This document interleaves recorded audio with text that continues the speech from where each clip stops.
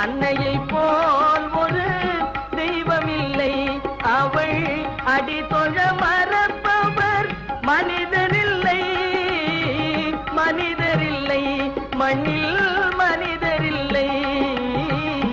அன்னையை போல் ஒரு தெய்வமில்லை.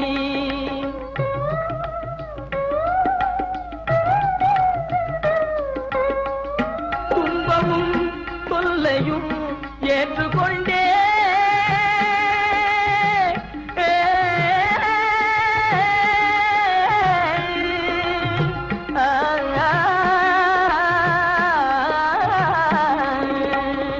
துன்பமும் தொல்லையும் ஏற்றுக்கொண்டே நம்மை சுகம் பெற வைத்திடும் கருணை வெள்ளம், சுகம் பெற வைத்திடும் கருணை வெள்ளம்.